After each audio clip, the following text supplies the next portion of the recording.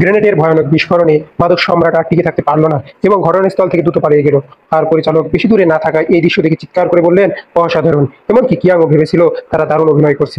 এরপর দলটি চিত্রগ্রহণ চালিয়ে যাওয়ার জন্য গভীর বনের দিকে চলে গেল, কিন্তু তারা বুঝতে পারল না যে তারা পথ হারিয়ে ফেলেছে।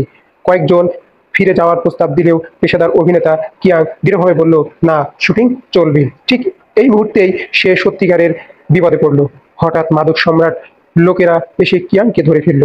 কিয়াং ভাবলো এটা হয়তো পরিচালকের নতুন কোনো দৃশ্য, কিন্তু যখন মাদক ব্যবসায়ীরা তাকে সত্যি নির্যাতন শুরু করলো তখন সে বুঝলো এটা আর অভিনয় নয়, বাস্তবেই বিপদ। দূরে থাকা দলের বাকি সদস্যরা খবর পেয়ে ছুটে এলো ভাই কিয়াংকে উদ্ধার করার জন্য। সবাই মিলে লড়াই শুরু করলো। Here's my motherfucking boss! Oh yeah!